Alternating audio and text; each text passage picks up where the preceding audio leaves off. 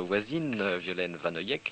Alors, elle est archéologue, elle est romancière et elle est pianiste. Et pour elle, je crois que vous avez une dernière petite adresse à nous proposer. Vous avez dit un coup de cœur, ça m'aurait fait plaisir, mais tant pis. Bon, ah bah ça, alors, je ne m'en mêle pas. Une oui, j'ai adresse bien à vous vu. proposer, oui. Alors, bon, sur l'Égypte, donc, puisque parlons musique, il y a une semaine musicale du 24 au 31 décembre, dans des hôtels qui sont assez beaux, que Madame connaît, je crois, le Winter Palace à Luxor, et puis l'Old Cataract à Assouan, genre 1900 orientaliste. Je ne vous citerai pas Agatha Christie, j'en ai assez qu'on cite Agatha Christie dans ce coin-là. Hein, ça suffit. Alors, je vous donne des noms, vous qui êtes musicien, peut-être que vous connaissez ces jeunes musiciens. Il y a un Piliedi, Heidi, qui est un pianiste libanais, prix Charles Cros, Philippe de Pétris, flûtiste français, France Glida, une pianiste amoureuse de Liszt, que vous connaissez, et puis un pianiste argentin, Geraldo Crotti. Ils vont donner donc tous les jours, en tournant, des concerts dans les jardins à l'occasion des fêtes de Noël. Alors, évidemment, on peut aller là-bas, il y a des croisières organisées, il y a des forfaits, j'ai vu des forfaits à corps qui sont pas trop mal. C'est présenté en jargon lyrique de croisière, mais enfin, ça me paraît intéressant, mais je me demande si les prix commence pas à être exagéré pour ces réveillons de l'an 2000. Tout le monde a doublé les prix, je trouve que c'est un peu excessif. Mais je vous ai donné donc une bonne raison d'aller là-bas. Et puis quand même, un restaurant égyptien à Paris, où j'ai rencontré madame, enfin virtuellement, elle était sur tous les murs, parce qu'il y a eu une interview d'elle dans le Figaro, et ce restaurant se trouve près de la rue de la Huchette, dans la rue Xavier Privat, petite ruelle, où il y a autant de restaurants que de façades.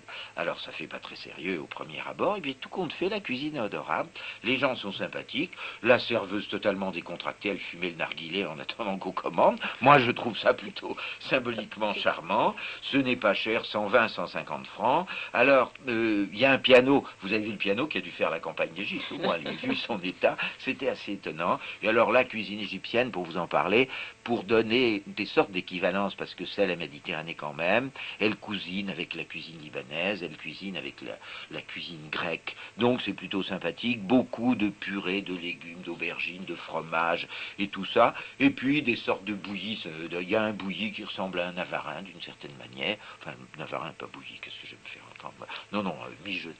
Alors disons la vérité, alors je vous donne le nom, délices des pharaons. Je pense que madame l'archéologue pourra nous dire que les pharaons avaient quand même mieux, je tiens à vous le dire quand même, ça s'appelle délices du pharaon, et ça se trouve rue Xavier Privat. Mais je doute qu'il y ait un autre restaurant égyptien, mais s'il y en a un, il est prié d'écrire, je ne viendrai peut-être pas, mais c'est pas grave. En tout cas, je ne le connais pas non plus. Je connais par contre quelques salons de thé où on mange quelques mezzés, mais l'après-midi, curieusement. Mais c'est le seul restaurant que je connaisse effectivement. Moi, je conseillerais les cailles farcies, qui sont excellentes. Bon, allez, ils vont un petit peu l'esprit. Voilà. Violaine Vanoyek, donc vous êtes archéologue, vous fouillez régulièrement en Égypte, vous êtes romancière et vous venez de faire paraître chez Michel Lafon les histoires d'amour des pharaons. Alors c'est le tome 2, ils ont beaucoup d'amour, c'est une sorte de gala sur papyrus. Hein. Oh là là, vous y allez fort. Si vous voulez. Vous avez une vie sentimentale agitée. Si vous voulez. Mais vous savez, c'est très très compliqué d'écrire un livre comme celui-ci parce qu'en fait, nous ne connaissons rien sur l'intimité des pharaons.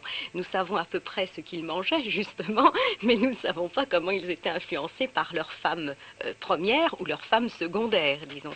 Donc, le travail est considérable et peut-être plus considérable que d'écrire un article dans Gala. Alors, je m'explique, c'est tout simplement parce qu'il m'a fallu faire la traduction de toute la correspondance qui existait entre les rois du Mitanni, qui se situe dans l'actuel Liban à peu près, et puis les lettres des pharaons. Tout ce que ces gens-là s'écrivaient. Alors il y en a un qui écrivait évidemment hiéroglyphes, c'est le pharaon, puis il y en a un qui écrivait en cunéiforme, c'est celui qui habitait le royaume du Mitanni. Donc évidemment, il faut déjà connaître les deux dialectes et pouvoir confronter l'ensemble. Alors j'ai donné un petit exemple pour Philippe Couder, il rêverait de revenir à cette époque-là, étendu chaque soir sur un lit en briques surmonté d'un dais, tout en Camon écoute les chanteuses, admire la souplesse des danseurs et donne des ordres aux flabelligères, faudra m'expliquer ce que c'est, qui éventent le couple. Chacun choisit des mets avec des piques dorées avant de les porter délicatement à ses lèvres. Et puis après, on imagine bien ce qui va se passer. C'est quoi des flabelligères? Les flabelligères, tout simplement ceux qui portent les éventails et qui éventent toute la journée. Les pharaons, c'est très simple. On n'a plus ça aujourd'hui, quel dommage. Vous n'avez pas fait de latin, Thierry. La bella, c'est l'éventail. Bon, alors me voilà ramassé. Et puis, troisième casquette, donc à votre panoplie, celle de pianiste. Alors on écoute tout de suite. Si vous voulez. Hein, et ben voilà.